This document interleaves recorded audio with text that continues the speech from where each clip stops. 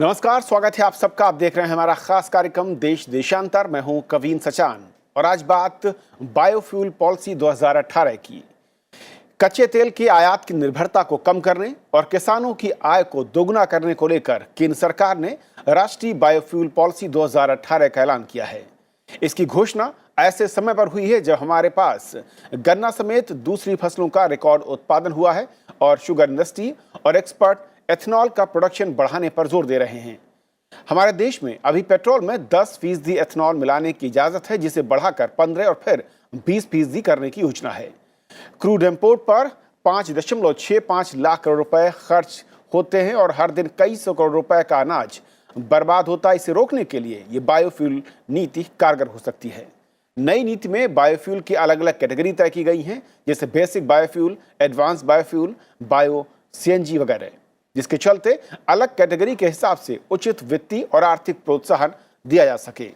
नीति में गन्ने का रस, चीनी और दूसरी वस्तुओं जैसे चुकंदर, स्वीट सोरगम की अनुमति देकर एथेनॉल उत्पादन के लिए कच्चे माल का दायरा बढ़ाने की ओर भी कदम उठाने की बात कही गई है।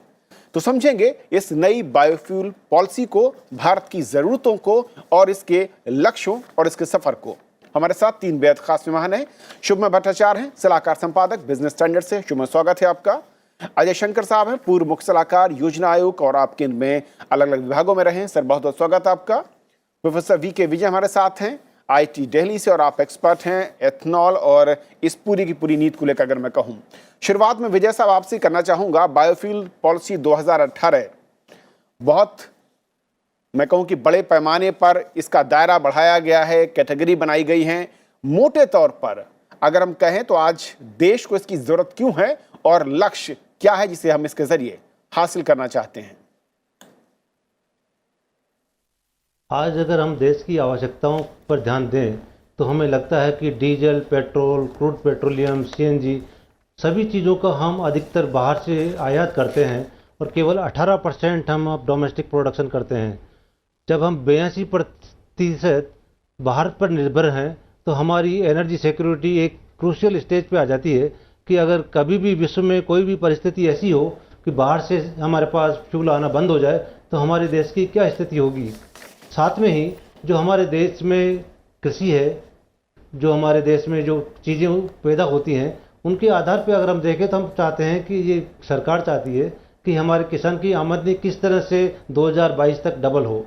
और उसी दिशा में अगर हम agriculture residues, agriculture resources, waste, जितने भी हमारे म्यूनिसिपल सॉलिड वेस्ट हैं या सॉलिड वेस्ट हैं या काउडंग है, अगर इन चीज़ों का उपयोग ढंग से करने लग जाएं तो हम काफ़ी मात्रा में उससे जैविक फ्यूल, हम ईंधन पैदा कर सकते हैं और उससे देश में जो आयात आता है उसको हम कमी कर सकते हैं।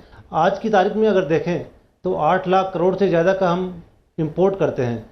ये इस नेशनल स्ट्रेटेजी के हिसाब से, स्ट्रेटेजिक पॉइंट ऑफ व्यू से भी एक क्रिटिकल इशू है, जिसको कि हमको आगे आने वाले कुछ वर्षों में सीरियस रूप से ध्यान देना होगा कि हम किस तरह से सेल्फ रिलायंस एनर्जी की तरफ सिस्टम बढ़ाएं। ओके सर, जिस तरीके से इस पॉलिसी को हम देख रहे हैं और ख़ासतौर पर एथेनॉल को 10% से 15% तक ले जाने की बात है, पेट्रोल में मिलावट की बात करें, इसे आप कैसे देखते हैं? और जो हमारे देश में रिसोर्सेज हैं, यानी कि कच्चा माल अगर कहें, उसका दायरा भी इस पॉलिसी में बढ़ाया गया है, क्या ये उस ज़रूरत को पूरा करने के लिए मुनासिब दिख रहा है? और जिस तरीके से दायरा या कैटेगरी बढ़ाई गई है उसके किस तरीके के फ़ायदे होंगे? मेरा तो मानना है कि जो दायरा बढ़ाया गया है ये बहुत महत्वपूर्ण कदम है, क्योंकि इसको आप देखें एक शॉर्ट टर्म व्यू से, अगले कुछ वर्षों के दृष्टिकोण से, और एक लंबे अरसे के। तो अगर शॉर्ट टर्म में हम देखें थोड़े समय में, तो जो हमारी शुगर इंडस्ट्री है और जो गन्ने का उत्पादन होता है, तो शुगर की मांग में और उत्पादन में बढ़ाव चढ़ाव होता है। तो जो जितना भी सरप्लस एथेनॉल है उसका अगर पेट्रोल के साथ या डीजल के साथ ब्लेंडिंग में उसका उपयोग हो जाए तो सबका फ़ायदा है उसमें, और लक्ष्य इसीलिए रखा गया है कि उस प्रतिशत को हम बढ़ाएं। लेकिन जो महत्वपूर्ण चीज़ इस पॉलिसी में है कि इसका दायरा बढ़ाया गया है। तो हमारा उद्देश्य ये होना चाहिए कि जो भी कृषि में उत्पादन होता है उसका हम पूर्ण तरह से सदुपयोग करें। तो जैसे अभी वायु के प्रदूषण को लेके चले तो क्या समस्या है कि जो धान की फसल होती है उसके बाद तुरंत गेहूं की फसल उनको करनी होती है तो उसको जला देते हैं क्योंकि और कुछ करने के साधन नहीं। जी। तो अगर वो हम किसी तरीके से उनसे हम ले सकें, उसकी कीमत दे सकें, उसका हम क्लीन एनर्जी की ओर उपयोग कर सकें, तो टेक्नोलॉजी हो जिसमें कॉस्ट इफ़ेक्टिव ढंग से उससे कोई भी फ्यूल बन सके या उससे हम ब्रिकेट्स बना सकें और थर्मल पावर स्टेशन में ले जाएं, तो किसान का भी फ़ायदा होगा, बीच में जो लोग जिनको रोज़गार मिलेगा उनको फ़ायदा होगा और वातावरण सुधरेगा। तो जो नई चीज़ें हैं जिसमें कि हम फ्यूल बनाने की सोच रहे हैं उसमें सबसे अधिक संभावना है। उसमें चुनौतियां भी हैं, कुछ तकनीकी चुनौतियां हैं, कुछ कॉस्ट की चुनौतियां हैं और कुछ नई चीज़ों की, जैसे आपने जिक्र किया कि नए पदार्थ हैं उनका उपयोग हो, उसका दुनिया में ज़्यादा अभी तक हुआ नहीं है। लेकिन अगर हम कर लेंगे तो हम दुनिया के आगे हो जाएंगे। और इथेनॉल के साथ साथ साइंटिस्ट आजकल कह रहे हैं कि मेथनॉल की भी संभावना है। तो क्या हम मेथनॉल की दिशा में आगे बढ़ सकते हैं? क्या कौन सस्ता पड़ेगा हमारे लिए? और जो सस्ता पड़ेगा उसमें अगर हम रिसर्च करके दुनिया के आगे बढ़ जाएं तो हमारे किसानों को बहुत फ़ायदा होगा, वातावरण को बहुत फ़ायदा होगा और जो इम्पोर्ट बिल है वो कम होगा। लेकिन मेरे विचार में जो किसानों का फ़ायदा हो, जो कुछ भी खेत से निकलता है उसका सदुपयोग हो, वातावरण का प्रदूषण ना हो, वो अधिक महत्वपूर्ण है। और निर्यात आयात तो एक सेकेंड आता है। एक बात और है जो कि आवश्यक है कि इन सब चीज़ों को देखते हुए हम एक जिसको कहते हैं होलिस्टिक व्यू लेना चाहिए। तो जैसे एक समय में हुआ था कि हम जट्रोफा से बायोडीजल बहुत बनाएंगे जी। फिर मैंने उसको एक समय देखा तो ये था कि अब जट्रोफा के लिए हमें सिंचाई के पानी की ज़रूरत है, तो वो उचित नहीं होगा क्योंकि अगर हम खाद्यान्न बना सकते हैं तो उससे हमें जट्रोफा करने की तब ज़रूरत नहीं थी, इसलिए जट्रोफा अब आगे नहीं बढ़ा। वैसे एक बार जॉर्ज बुश ने कहा था कि हम कॉर्न से तेल बनाएंगे, तो कॉर्न की कीमत बहुत बढ़ गई, तो पूरे विश्व में खाद्यान्न की कीमत बढ़ने लगी, तो हुआ कि ये ठीक नहीं है, व्यावहारिक होना चाहिए। तो एक प्रैक्टिकल होलिस्टिक व्यू होना चाहिए, इसमें फूड को प्राइमेसी मिले और फूड के जो एंसिलरी प्रोडक्ट्स हैं उसका पूरा ढंग से सही ढंग से सदुपयोग। ओके, शुभमय, क्योंकि जब भी मैं कहूँ बायोफ्यूल इस तरह की बात आती है, हम देखते हैं कि जो इम्पोर्ट हमारा डिसबैलेंस दिखता है और संसद में बताया भी गया कि इस साल 17-18 में करीब 150 करोड़ लीटर एथेनॉल की आपूर्ति होने की उम्मीद है, जिसके चलते 4000 करोड़ रुपए की विदेशी मुद्रा बचेगी। इस बायोफ्यूल पॉलिसी में, जैसा कि कहा सर ने, उससे अलग अगर मैं आगे बढ़ना चाहूँ, क्या और ऐसे प्लस पॉइंट है जिस पर फोकस के साथ साथ व्यवहारिक जो है ज़मीन पर हम उतारने की कोशिश कर सकते हैं? क्योंकि इसका एक बड़ा ड्रॉबैक ही कहा जाता है कि वो टेक्नोलॉजी या इंफ्रास्ट्रक्चर जिसके लिए एक बड़े निवेश की ज़रूरत है वो अभी कहीं नहीं है। बिल्कुल, इंटेंशन एक जगह है और उसकी इम्प्लीमेंटेशन एक बहुत बड़ा चुनौती है। अजय शंकर जी जो कह रहे हैं, प्रोफेसर विजय जो कह रहे हैं, बिल्कुल सही कह रहे हैं कि इसकी बहुत ज़रूरत है। लेकिन अगर हम इसको लाना चाहते हैं 10% से 15%, तो या इवन 10% को स्टेबल में रखने का सबसे बड़ा चीज़ है, आप इसके लिए चाहिए कंपनी। जो कंपनियां बने IOC, BPCL, HPCL के लेवल में, क्योंकि हम उस लेवल की बात कर रहे हैं। बहुत बड़ा स्केल में पब्लिक सेक्टर कंपनी हो या स्टेट सपोर्टेड कंपनीज़ हो या जॉइंट सेक्टर कंपनीज, उस तरह की कंपनी बनाने का मैट, जिसको कहते हैं कंपनीज जो मार्केट प्रोवाइड करेंगे, मार्केट मेकर्स होंगे। और ये कंपनियों का स्टेबल होना, तैयार होना, उसके बाद ही आप कह सकते हैं कि उनके पास तभी वो कंपनी, क्योंकि सरकारी डिपार्टमेंट जाके कृषकों से शुगर केन खरीद नहीं सकता है कि उसको वो इतने अमाउंट में लाए, फिर उसका ट्रीटमेंट करे, इथेनॉल बनाए। पॉसिबल नहीं है, चाहे जितना भी स्टेट जितना भी हाथ पैर मार ले, वो नहीं होगा। इसके लिए एक कमर्शियल ऑर्गेनाइजेशन होना ज़रूरी है और शायद एक से ज़्यादा। तो उस स्केल के कमर्शियल ऑर्गेनाइजेशन को लाना, उसका सीड कैपिटल करके तैयार करना, एंड देन उस कमर्शियल कंपनी, जिस कंपनी के पास, जैसे अजय शंकर जी बता रहे थे कि दुनिया में बहुत सारे एक्सपीरियंसेस नहीं है, एक ब्राज़ील के पास है, तो उस तरह की कंपनी बनाना और उस कंपनियों को फिर बाज़ार में ला के, मतलब वो कंपनी ही मार्केट मेकर का काम करेंगे कि सारे ऑयल कंपनीज़ के साथ करेंगे। हम कह सकते हैं कि इसमें अभी कुछ बात चल रही है कि जैसे HPCL, BPCL जो मार्केटिंग तेल कंपनीज हैं वही इस काम में आगे आए। हो सकता है आ सकते हैं, लेकिन इसमें एक प्रॉब्लम ये है कि अभी हमने उनके ऊपर उजाला स्कीम का भी लोड दिया है, जो सारे गांव में सिलेंडर पहुंचाने वाली जो बात है, सिलेंडर बॉटल्स, उसी में ही एक बहुत बड़ा चैलेंज उनके सामने है।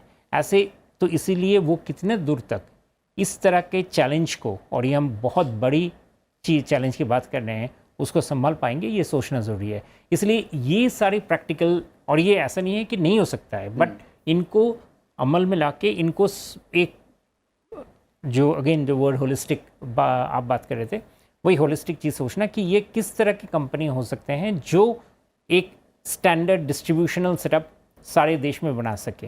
अभी एक रिलेटेड सेक्टर है जैसे ईवी की हम बात कर रहे हैं, इलेक्ट्रिक व्हीकल्स की बहुत बड़ी चर्चा भी वहाँ है। यहाँ पे इलेक्ट्रिक व्हीकल्स में हम वही देख रहे हैं कि हु आर द कंपनीज जो आके नेशनल लेवल में इलेक्ट्रिक चार्जिंग स्टेशंस बना सके। सिमिलरली इस तरह की चीज़ में किस तरह की कंपनीज आके क्या होना सकती है। तो ओवरऑल मार्केटिंग का जो सवाल है और प्रोक्योरमेंट का, दोनों को मैं साथ में जोड़ के देखता हूँ कि ये कमर्शियल बेसिस में सोचना चाहिए किस तरह का ऑर्गेनाइजेशन इसमें सही बैठेगा, जो इम्प्लीमेंट कर सकता हो। प्रोफेसर विजय, दो चीज़, एक जो बात दोनों ही हमारे मेहमान कर रहे हैं कि इंफ्रास्ट्रक्चर और जिस तरीके की रिफाइनरीज की ज़रूरत होगी हमारे पास, क्या उसको लेकर एक सिस्टम या फिर कोई एक, मैं कहूँ कि ऐसा मंच है जो कि उसको कोऑर्डिनेट कर सकता है, इम्प्लीमेंट कर सकता है। कुछ लोग हालांकि ये कहते हैं कि देश भर में चीनी मिलों का जाल है और उनका एक अपना सिस्टम है, उसको थोड़ा सा अगर हम सही तरीके से एक स्ट्रीमलाइन करते एक सिस्टम में ले आते हैं तो वो एक विकल्प के तौर पर हो सकता है। कितनी संभावनाएं हैं इसमें? जी, मैं इसमें अपनी तरफ से दो चीज़ें कहना चाहूँगा। उसमें एक ये कि जो इथेनॉल वाला सेक्टर है और जो बायोडीजल वाला सेक्टर है, उसमें थोड़ी बड़ी कंपनियों की ज़रूरत पड़ती है, परंतु इसमें एक तीसरा सेक्टर और जोड़ा गया है जो हमारी बायो एनर्जी पॉलिसी में आया है, वो है बायो CNG का सेक्टर। अगर मैं पिछले 2002 से लगभग 15-16 साल से इस विषय पे काम कर रहा हूँ, और हमने IIT दिल्ली में जो हमारा घरों का खाना का वेस्ट निकलता है, किचन वेस्ट, उससे एक बायोगैस प्लांट हम चला रहे हैं पिछले 20 साल से, और उस बायोगैस को अपग्रेड करके एक मेरी कार है वैगन आर, जो कि पिछले 5 साल से बायोगैस पे ही चल रही है, और जिसने 40,000 किलोमीटर रन बायोगैस पे पूरा कर लिया है। उसका स्टैंडर्ड हमने बायोगैस का BIS स्टैंडर्ड बना लिया है, और उसके बाद में उसका जो एमिजेंस है वो बहुत बढ़िया है, उसकी जो माइलेज है वो बहुत अच्छी है। तो हमारा विजन ये है कि खाली बड़ी कंपनियों पर आधारित ही इकोनॉमी हम डेवलप नहीं कर सकते। हमारे देश में 7 लाख गांव हैं, हमारे जो रिसोर्सेज हैं वो गांव में उपलब्ध हैं इस सब कामों के लिए। क्यों नहीं हम गांवों की इकोनॉमी को स्ट्रेंथन करें? और वो किस तरह होगा कि हम बड़ी कंपनियों को कितना एमपी है, कितने लाख करोड़ रुपए हमने बांट दिए, अगर गांव में छोटे छोटे एंटरप्रेन्योर्स को वहाँ जो गाय का गोबर है, जो एग्रीकल्चर रेजिड्यूज है, उसके आधार पर ministry of drinking water sanitation ने स्वच्छ भारत मिशन में एक गोवर्धन स्कीम लॉन्च की है। उसमें आज प्रधानमंत्री कह रहे थे कि हर जिले में एक इस तरह का केंद्र बनाया जाएगा जहाँ पे गोवर्धन स्कीम का जो आप गैल्वेनाइजिंग ऑर्गेनिक एग्रो रेजिड्यू, तो एग्रीकल्चर का जो भी वेस्ट है जो गोबर उपलब्ध है, उसके आधार पर आप बायोगैस बनाइए। बायोगैस को हर गांव में या एक गांव के 4-5 के क्लस्टर में उसको अपग्रेड करिए, और कम से कम आपके ट्रैक्टर, आपके 2 व्हीलर्स, आपकी छोटी गाड़ियां आप उससे चलाइए। मैं विजन देख रहा हूं कि अगले आने वाले 5 साल 10 साल में जो मैंने सोचा। सर माफी चाहूंगा, रोक रहा हूं, जो टेक्नोलॉजी इसके लिए चाहिए, जो अपग्रेडेशन चाहिए सिस्टम में, वो टेक्नोलॉजी अपग्रेडेशन हमारे पास मौजूद है। उसको करने के लिए कंपनियां तैयार हैं अपने आप से, या फिर वो सरकार के भरोसे होगा? नहीं, तो ये इसी विषय को मैं थोड़ा बताना चाह रहा था आपको कि 2 तरह का है। एक जो बड़े लेवल पे इथेनॉल, बायो इथेनॉल और 2G टेक्नोलॉजी है, वो अभी नेशनल स्टेज पे है, वह बड़ी कंपनियों की उसमें ज़रूरत है। मगर जो छोटे लेवल पे बायोगैस अपग्रेडेशन की टेक्नोलॉजी है, जो रिसोर्सेज गाँवों के पास है, टेक्नोलॉजी IIT दिल्ली ने डेवलप की, बहुत सारी और कंपनियां उसमें काम कर रही हैं, और अभी पूरे देश भर में कई सारे संयंत्र इस तरह के लग गए हैं कि आपके पास जो भी रिसोर्सेज हैं, ऑर्गेनिक रिसोर्सेज हैं, उससे आप बायोगैस बनाइए, अपग्रेड करिए, सिलेंडर में भरिए और अपने व्हीकल को चलाइए, या आप उसको पाइपलाइन के थ्रू डिस्ट्रीब्यूट करिए। तो अगर उसमें हर गांव में एक एंटरप्रेन्योर को पकड़ के आप ये टेक्नोलॉजी देते हैं, बहुत बड़ा इन्वेस्टमेंट नहीं चाहिए, कुछ लाखों में या 1-2 करोड़ रुपए में आपको पूरे गांव का वो टेकन केयर हो सकता है उसमें। और पूरा सिस्टम अगर इस तरह डेवलप हो तो देखिए कि गांव में रोजगार क्रिएट होगा, उनकी किसानों की आमदनी बढ़ेगी, उनके एग्रीकल्चर रेजिड्यूज की वैल्यू बढ़ेगी जी। और हम एक सस्टेनेबल एनर्जी रिलायंस की तरफ आगे बढ़ेंगे। हमारा एक स्टूडेंट पीएचडी कर रहा है, वो काम कर रहा है ग्राम ऊर्जा स्वराज। गांधी जी ने कंसेप्ट दिया था ग्राम स्वराज का, हम उसको आगे ले जा रहे हैं छोटी छोटी यूनिट के जरिए गांव में बदल सकते हैं इसको। मैं थोड़ा सा और इसको समझना चाहूंगा राष्ट्रीय परिप्रेक्ष्य में सर।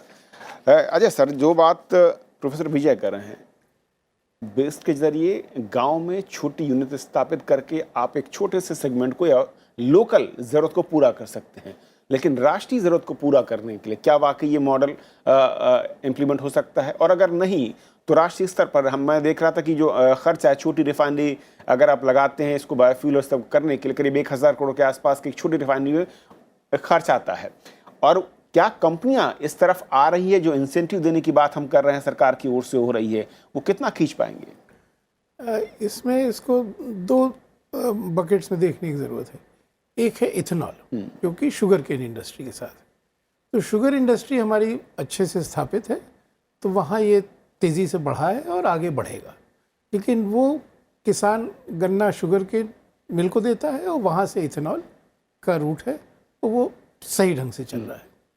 लेकिन जो नई नीति में है वो ध्यान उस ओर दिया जा रहा है, और जो दूसरी नीतियों के बारे में उन्होंने जिक्र किया कि जो चीज़ें गन्ना के इकोनॉमी के बाहर है, तो गांव में गोबर है, क्रॉप वेस्ट है और क्रॉप्स हैं जिसका आपने जिक्र किया, और वहाँ चुनौती बड़ी है। और अगर हम कामयाब अगर हमें होना है तो हमें दोनों के बीच में समन्वय लाना होगा। तो एक जैसा आप कह रहे थे, एक बड़ी कंपनी हो, सरकार उसकी मदद करे, पब्लिक सेक्टर हो, प्राइवेट सेक्टर की मदद करे, जो कि टेक्नोलॉजी तकनीक, जो छोटा गांव के स्तर पर प्लांट लगेगा उसका स्टैंडर्डाइजेशन कुछ हो, मैस प्रोडक्शन हो जिसमें कि उसका खर्चा कम हो, उसकी आफ्टर सेल सर्विस आए। जैसे आईआईटी दिल्ली ने अगर कुछ नई टेक्नोलॉजी निकाली है जी, गैस को सिलेंडर में डालने के लिए, तो अगर हम 7 लाख गाँव में उसको ले जाना चाहते हैं तो बड़ी फैक्ट्रियाँ चाहिए होंगी जहाँ की ये बने, आफ्टर सेल सर्विस हो। दूसरी तरफ हमें ज़रूरत है कि गांव में इसका एक बिजनेस मॉडल बने, जिससे कि कोई इसको लगाए, वो अपनी रोज़ी कमा सके, गांव वालों जिससे वो रॉ मटेरियल खरीदे उनको कुछ पैसा दे सके और बड़े सिस्टम में आ जाए। तो अगर गांव में हमने गैस का सिलेंडर बनाया तो एलपीजी सिलेंडर के जो बाज़ार में मिलता है उससे उसकी कीमत कुछ तुलनात्मक होगी, तभी बिकेगा, नहीं तो बिकेगा नहीं जी। तो ये एक बड़ा काम है। तो ये बड़ा काम एक बड़ी संस्था कर सकती है, जो कि जैसे आईआईटी दिल्ली में नई टेक्नोलॉजी आई है और कहीं आए, जैसे मैंने मिथनॉल का जिक्र किया, तो वो उस टेक्नोलॉजी को लेके उसका mass scale production, cost, economics को इस स्तर पर ले आए कि गांव का एक नौजवान उसको लेके कुछ कर सके। तो ये बड़ी चुनौती है। और इसके लिए जब तक सरकार नेतृत्व नहीं लेगी किसी अपनी बड़ी कंपनी के साथ या नई कंपनी के साथ या पीपीपी करके किसी निजी क्षेत्र की प्राइवेट कंपनी के साथ, और मेरा मानना है कई कंपनियों के साथ करें सो प्रतिस्पर्धा हो और कंपटीशन हो, क्योंकि 7 लाख गांव में कुछ करना आसान नहीं है। 80 के दशक में बायोगैस को लेके गोबर गैस प्लांट सारे उत्तर प्रदेश में लगे थे और कुछ साल में गायब हो गए, क्योंकि ये आफ्टर सेल सर्विस टेक्नोलॉजी का जो कॉस्ट है उस पर उतना काम नहीं हुआ था जितना होने की ज़रूरत थी। तो ये एक चुनौती है और मैं उम्मीद करूंगा कि इस दिशा में कंस्ट्रक्टिव काम जल्दी शुरू हो। जो ये चुनौती सर ने कहा, इसके अलावा क्या और बड़े चैलेंजेस आपको दिखते हैं कि अगर इस पॉलिसी के जरिए हम आगे बढ़ रहे हैं और अपने फ्यूल कंजम्पशन या फिर उसके विकल्प के तौर पर हम दूसरी चीज़ों को देखते हैं? तो चैलेंजेस तो ऑफ कोर्स रास्ते में आएंगे, लेकिन चैलेंजेस से एक बड़ा मुद्दा चीज़ ये है कि समझना कि एक तो पॉलिटिकल प्रॉमिस होता है। मैं मानता हूँ कि जब जैसे अभी सरकार ने आज जैसे नेशनल बायोफ्यूल्स डे के में बात की और इसमें गांव का स्वावलंबन, एम्प्लॉयमेंट वगैरह इनकी बात की है, वो सही है, अपने जगह पे बिल्कुल सही है। लेकिन वो कोई मना नहीं कर रहा है किसी गांव में किसी को कि किस तरह का, इस तरह का जिसे कहते हैं वेस्ट टू एनर्जी कन्वर्ट करने का। हो सकता है पहले सरकार इसमें इम्पोर्टेंस नहीं दे रहे थे, अभी उसमें इम्पोर्टेंस दिया जा रहा है और वो बहुत अच्छी जगह है। लेकिन एनर्जी सिक्योरिटी का जब मामला आता है तो दो चीज़ें, एक तो फर्स्ट ऑफ ऑल मैं ये नहीं मानता कि गांव में एक ऐसा प्रोडक्ट पहुंचना चाहिए जो ट्राइड एंड टेस्टेड नहीं है। गांव के लोग गिनी पिग नहीं है। अगर पहुंचना है तो वहाँ पे एक्सपेरिमेंट का जगह कहीं और है और वो फिर ट्राइड एंड टेस्टेड होकर गांव में पहुंचे। क्योंकि गांव में अगर मान लीजिए कोई एक प्रोडक्ट या कोई टेक्नोलॉजी चला जा रहा है, बहुत सारे चलते भी हैं, उसका जो रिस्क है, उसका जो बहुत सारे उनके इनकम कैपेसिटी कम है, उसका भरपाई कौन करेगा? अपने एक्सपेरिमेंटल लेवल पर ना हो तो फाइनलाइजेशन में। दूसरी बात यह है कि अगर हम रिलेटेड सेक्टर सोलर सेक्टर की बात करें, सोलर सेक्टर में जितनी तकदीरियाँ और जिस स्केल में अभी बढ़ रहा है, वो बढ़ना तभी शुरू हुआ जब हमने solar energy corporation of India तैयार किया। उसके मार्केट मेकिंग कैपेसिटी के वजह से ही सारे देश में solar system, solar based plant वगैरह जितने सारे बनने शुरू हैं। इसका काफ़ी श्रेय SCCI को जाता है। इस तरह से हमें सोचना होगा कि ये बड़े इसमें कोई कॉन्ट्राडिक्शन नहीं है, बट उस तरह का एक जिसे कहते हैं एक ऑर्गेनाइजेशन सेटअप करके और उसके सहारे अच्छे, क्योंकि उसके पास भी कैपेसिटी भी होगा कि छोटे छोटे जगह से एक्सपेरिमेंट्स जो हो रहे हैं उसको सक्सेसफुल बना के बड़े जगहों पे ले जाना, वही एक कंपनी कर सकते हैं। एक गांव का सिंगल एंटरप्रेन्योर के पास वो कैपेसिटी ही नहीं हो सकता है। उसको बराबर एंटरप्रेन्योर को सपोर्ट बिल्कुल देना चाहिए, लेकिन एंटरप्रेन्योर का सपोर्ट का मतलब ये नहीं कि आप कह दें कि हाँ भाई रिस्क वगैरह सब कुछ आपके हाथ में और फेलियर भी आप ही के हाथ में, सक्सेस फिर बाद में देखा जाएगा, वो बन नहीं सकता है। इसीलिए ये मैच मेकिंग के लिए इस तरह का सोचना इस सेक्टर में बहुत ज़रूरी है। और इस सेक्टर में थोड़ा सा प्रॉब्लम इसलिए है क्योंकि इस सेक्टर में जैसे अजय शंकर जी बोल रहे थे कि इसमें ना बहुत कुछ चेंजेस आए हैं और लोगों को एक लगा है कि इसमें एक तरफ इवेंजेलिकल ज़ील आ गया है कि भाई ऐसे से छोटे छोटे करके हो सकता है। छोटा का मतलब ये नहीं है any contradiction with the big, बड़ा उसमें बेसिकली ये चाहिए कि सेंटर को एक सपोर्टिंग रेजिम तैयार करना चाहिए और उस रेजिम से वो चलते जैसे अभी ग्रिड बेसिस सोलर सिस्टम है, फिर ऑफ ग्रिड सिस्टम्स है, रूफ टॉप्स है, तो वो एक कड़ी बन गया है। उसी तरह से यहाँ भी एनर्जी में भी इस तरह का सेक्टर में वो कड़ी लाना बहुत ज़रूरी है। ओके और विकास ऐसा था कि जब बहुत साल पहले जब ये राष्ट्रीय ग्रामीण विद्युतीकरण योजना शुरू हुई तो उसमें एक प्राविधान था कि 90% जो कॉस्ट है वो ग्रांट दिया जाएगा अगर गांव में कोई डिसेंट्रलाइज्ड एनर्जी जनरेशन का सिस्टम लगाए जिससे कि बिजली गांव को दी जा सके। लेकिन उसका कोई सदुपयोग नहीं हो पाया क्योंकि गांव में जो छोटा आदमी है वो कहाँ से दिल्ली से 90% ग्रांट लेने आएगा और उसको कहाँ से पता चलेगा कि कौन सी टेक्नोलॉजी किस इक्विपमेंट के साथ वो गांव के लेवल की बिजली जनरेट करे। तो सारे देश में अगर 10-12 साल में देखें तो गांव में जो डिसेंट्रलाइज एनर्जी सिस्टम है कुछ आए हैं, लेकिन सब एड और चैरिटेबल फॉरेन फाउंडेशंस की बदौलत आए हैं। तो हमारा एंटरप्रेन्योर कुछ नहीं कर पाया और इसीलिए एक संस्था की ज़रूरत है जो कि ये जो टेक्नोलॉजी IIT में है और जो गांव का पोटेंशियल एंटरप्रेन्योर है उसके बीच का जो तालमेल जब तक ना हो तब तक बहुत ज़्यादा प्रगति नहीं हो पाएगी। प्रोफेसर विजय, एक आखिरी कमेंट मैं आपका चाहूँगा। IIT दिल्ली हो या इस तरह के जो संस्थान हैं, टेक्नोलॉजी है, लेकिन वाकई ज़मीन पर उतारने में दिक्कत क्या आ रही है? क्या एक ऐसा है जो कि विजय शंकर से कह रहा है कि एक ब्रिज की ज़रूरत है, एक ऐसा सिस्टम, एक ऐसा मिडिल कोई एक इंस्ट्रूमेंट जो कि दोनों के बीच में काम करे, टेक्नोलॉजी जहाँ पर है और जहाँ वाकई उसका इस्तेमाल हो सकता है? इन्होंने बिल्कुल ठीक कहा है और ठीक बात को पकड़ा है। हम पिछले 10 वर्ष से ministry of new and renewable energy sources से कह रहे थे कि एक bio energy corporation, solar energy corporation की तरह बनाइए। तब जब bio energy corporation of India बनेगा तो नेचुरली जो इंडस्ट्रीज़ का बड़ा लेवल आना चाहिए और छोटे लेवल पे जो प्रमोशन होना चाहिए वो आसानी से हो पाएगा, ताकि फंडिंग की दिक्कत नहीं होगी, एंटरप्रेन्योर को पकड़ने की दिक्कत नहीं होगी और जो फील्ड में लगाने की ज़रूरत है उसकी दिक्कत नहीं होगी। इसमें देखिए कि आपकी जैसे ही ये सिस्टम डेवलप होने लगा है अब बहुत सारे एंटरप्रेन्योर आने लगे हैं। IIT दिल्ली ने हमने टेक्नोलॉजी ट्रांसफर किया महिंद्रा और दूसरी 5-7 इंडस्ट्रीज़ को, और उन्होंने पूरे देश में जहाँ पे भी म्यूनसिपल सॉलिड वेस्ट से बायोगैस बन पा रही है, सीवेज ट्रीटमेंट प्लांट से बायोगैस बन पा रही है, छोटे गाँव में महिंद्रा ने हमारे कहने पे बायोगैस ट्रैक्टर बनाना शुरू कर दिया है। वो अभी CNG ट्रैक्टर उनका डेवलप हो गया है, थोड़े दिनों में उसको बायोगैस पे मॉडिफाई करके फील्ड में लगाने लगेंगे। पूरे देश में बायोफ्यूल की जब हम बात कर रहे हैं तो ऐसा होना चाहिए कि आपके जो लोकली अवेलेबल रिसोर्सेज हैं, जो पर्यावरण प्रदूषण को रोक पाने की स्थिति में है, जो क्लाइमेट चेंज को एड्रेस करने की स्थिति में है, और जो हमारे इंडियन गवर्नमेंट का कमिटमेंट है सीओपी में कि हमको अपना ग्लोबल एमिशंस कम करना है, तो उन सब के लिए सबसे सुंदर जो तरीका है वो है बायोफ्यूल को सही तरीके से सही जगह पे उपयोग में लाना। और शायद यही वजह है कि सरकार इस पॉलिसी को लेकर आई है सर। लेकिन जो चैलेंजेस हैं, जैसे कि आप सब ने कहा, उनकी तरफ फोकस करना होगा और टेक्नोलॉजी को कैसे उन लोगों तक पहुंचाया जाए जो वाकई में उनकी ज़रूरत से इस्तेमाल कर सकें, और वो एक्सपेरिमेंटल लेवल पर ना हो बल्कि फाइनल स्टेज पर हो। बहुत शुक्रिया आप तीनों मेहमानों का हमारे साथ इस बेहद अहम चर्चा में शामिल होने के लिए। और अब बात आप दर्शकों की राय की। हमने कार्यक्रम दिखाया था राज्यों की आर्थिक सेहत और विकल्प।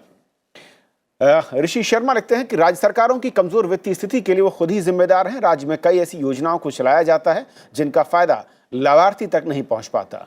इन योजनाओं पर काफी धन खर्च होता है। राज्य की सभी ऐसी अनुपयोगी योजनाओं को बंद किया जाना चाहिए और जरूरी योजना ही चलाई जाएं। हमारे एक और दर्शक हैं अनुपम पटेल, लिखते हैं कि देश देशांतर का धन्यवाद। हमें अच्छे से जानकारी मिली कि राज्यों पर खर्च का भार कितना अधिक होता है। राज्य सरकारों को समझना होगा कि आप अपने आय से ज्यादा अगर खर्च करेंगे तो वो परेशानी का सबब बन सकता है। लोक लुभावन स्कीम को आखिरी प्राथमिकता पर रखना चाहिए।